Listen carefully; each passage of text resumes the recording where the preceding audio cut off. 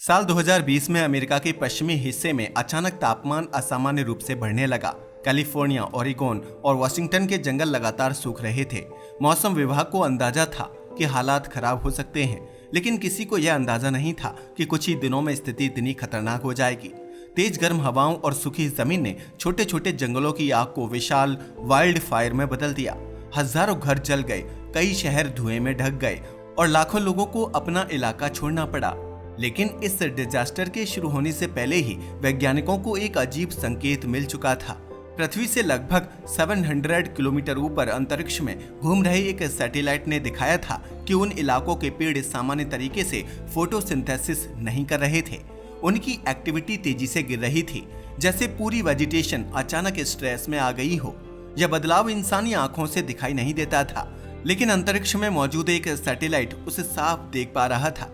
यही वह मोमेंट था जब दुनिया को समझ आने लगा कि अब सैटेलाइट्स सिर्फ तस्वीरें लेने वाली मशीन्स नहीं रही, बल्कि वे पृथ्वी की बायोलॉजिकल एक्टिविटी तक को मॉनिटर करने लगी हैं। इसी टेक्नोलॉजी का नाम है ऑर्बिटिंग कार्बन ऑब्जर्वेटरी यानी OCO, जिसे कई वैज्ञानिक पृथ्वी की हेल्थ मॉनिटरिंग सिस्टम भी कहते हैं।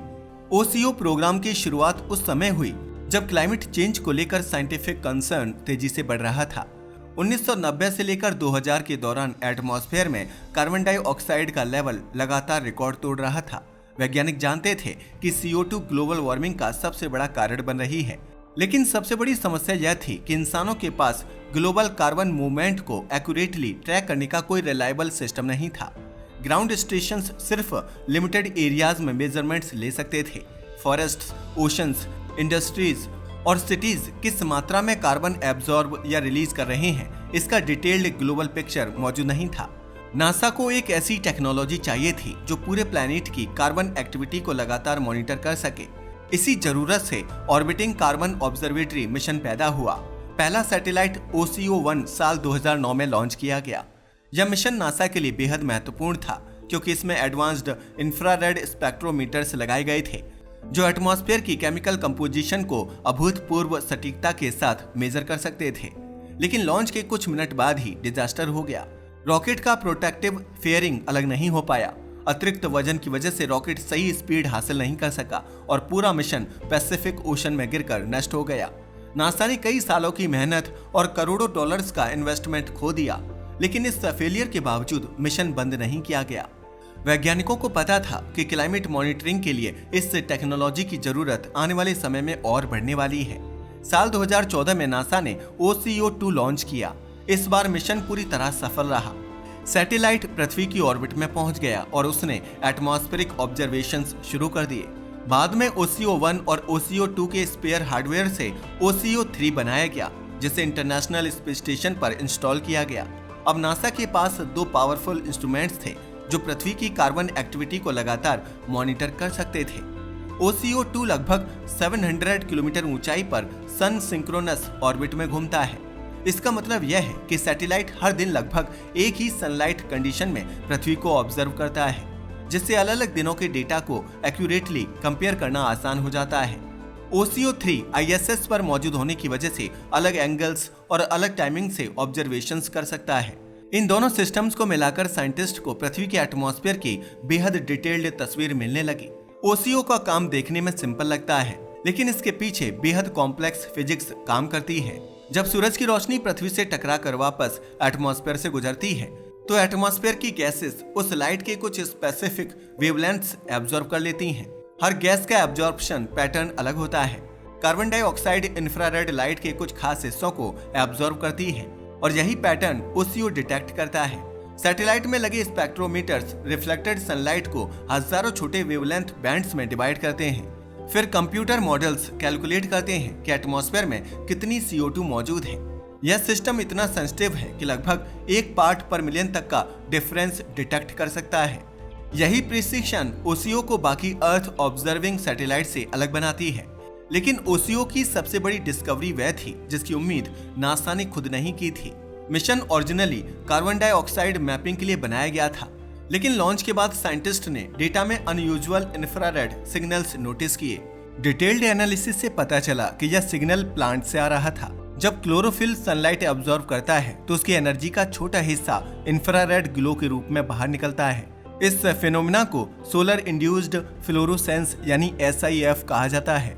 यह ग्लो इतना कमजोर होता है कि इंसानी आंखें उसे कभी नहीं देख सकती, लेकिन OCO के सेंसर्स उसे डिटेक्ट कर सकते थे। इसका मतलब था कि सैटेलाइट अंतरिक्ष से यह देख सकता था कि पृथ्वी पर प्लांट्स कितनी एफिशिएंटली फोटोसिंथेसिस कर रहे हैं। आसान भाषा में कहें तो OCO पहली बार पृथ्वी की वेजिटेशन को सांस लेते हुए देख पा रहा था। इस डिस्कवरी ने एग्रीकल्चर और एनवायरमेंटल साइंस दोनों को बदल दिया। पहले साइंटिस्ट ड्राउट का पता तब लगाते थे जब जमीन सूखने लगती थी या प्लांट्स विजिबली खराब होने लगते थे, लेकिन OCO ने दिखाया कि प्लांट्स स्ट्रेस में बहुत पहले आ जाते हैं। हीट और मॉइस्चर इम्बैलेंस की वजह से फोटोसिंथेसिस एफिशिएंसी तेजी से गिरने लगती है। यह बदलाव सैटेलाइट तुरंत पकड़ सकता है, यानी अब ड्राउट आने से कई दिन या कई हफ्ते पहले वार्निंग मिल सकती थी। फ्लैश ड्राउट जैसी डेंजरस सिचुएशंस जो कुछ दिनों में क्रॉप्स को डिस्ट्रॉय कर सकती हैं, उन्हें प्रेडिक्ट करना अब पहले से ज्यादा आसान हो गया। इस टेक्नोलॉजी का सबसे बड़ा फायदा एग्रीकल्चर सेक्टर को मिला। दुनिया की फूड सप्लाई पूरी तरह फार्मिंग पर डिपेंड करती है और क्लाइमेट इनस्टेबिलिटी के कारण क्रॉप प्रिडिक्शन पहले से ज्यादा डिफिकल्ट हो गया है। फार्मर्स अक्सर लोन्स और फ्यूचर्स कॉन्ट्रैक्ट्स के आधार पर फार्मिंग डिसीजंस लेते हैं। अगर क्रॉप फेलियर हो जाए तो कई किसानों की पूरी फाइनेंशियल सिस्टम कोलैप्स हो सकती है। OCO के SIF डेटा ने साइंटिस्ट को क्रॉप हेल्थ मॉनिटर करने का नया तरीका दिया। अमेरिका के कॉर्न बेल्ट में किए गए स्टडीज में पाया गया कि सैटेलाइट ट्रेडिशनल एग्रीकल्चरल सर्विस से पहले ही क्रॉप यील्ड का एक्यूरेट एस्टिमेट दे सकता है। काउंटी लेवल तक प्रेडिक्शंस पॉसिबल हो गए। इससे food supply planning, green markets और एग्रीकल्चरल इन्वेस्टमेंट्स सभी में फायदा हुआ। OCO सिर्फ एग्रीकल्चर या क्लाइमेट मॉनिटरिंग तक सीमित नहीं है, इसकी स्ट्रेटेजिक इंपॉर्टेंस भी बहुत बड़ी है। सैटेलाइट कार्बन एमिशंस को इतनी डिटेल से ट्रैक कर सकता है कि लार्ज इंडस्ट्रियल एक्टिविटी आसानी से डिटेक्ट की जा सकती है। अगर किसी रीजन में अचानक नया पावर प्लांट शुरू होता है, हैवी इंडस्ट्रियल प्रोडक्शन बढ़ती है या अर्बन एक्सपेंशन तेज होती है, तो एटमॉस्फेरिक कार्बन पैटर्न बदलने लगता है। OCO इन चेंजेस को ऑब्जर्व कर सकता है। कई एनालिस्ट्स मानते हैं कि भविष्य में ऐसी टेक्नोलॉजीज जियोपॉलिटिकल मॉनिटरिंग का भी महत्वपूर्ण हिस्सा बन सकती हैं, क्योंकि वे हिडन इंडस्ट्रियल बिल्डअप और रिसोर्स एक्टिविटी को इनडायरेक्टली रिवील कर सकती हैं। क्लाइमेट चेंज के कॉन्टेक्स्ट में OCO का डेटा और भी ज्यादा महत्वपूर्ण हो जाता है। पृथ्वी हर साल अरबों टन कार्बन डाइऑक्साइड एब्जॉर्ब और रिलीज करती है। फॉरेस्ट्स, ओशंस और सॉइल कार्बन सिंक्स की तरह काम करते हैं, लेकिन राइजिंग टेम्परेचर्स इन सिस्टम्स को डिस्टेबलाइज कर रहे हैं। अमेज़न रेन फॉरेस्ट जैसे बड़े इकोसिस्टम्स में ड्राउट और हीट स्ट्रेस लगातार बढ़ रहा है। OCO के ऑब्जर्वेशंस ने दिखाया कि कई फॉरेस्ट पहले जितना कार्बन एब्जॉर्ब नहीं कर पा रहे। इसका मतलब यह है कि क्लाइमेट चेंज धीरे धीरे पृथ्वी के नेचुरल डिफेंस सिस्टम्स को कमजोर कर रहा है।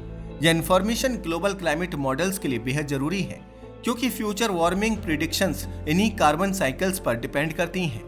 सबसे दिलचस्प बात यह है कि OCO प्रोग्राम कंपैरेटिवली बहुत कम ऑपरेशनल कॉस्ट पर चल रहा है। सैटेलाइट सिस्टम्स को बनाने में लगभग $750 मिलियन खर्च हुए थे, लेकिन ऑपरेशनल फेज में ईयरली बजट काफी छोटा है। इसके बावजूद यह mission agriculture, disaster prediction, environmental monitoring और साइंटिफिक रिसर्च में बेहद महत्वपूर्ण योगदान दे रहा है।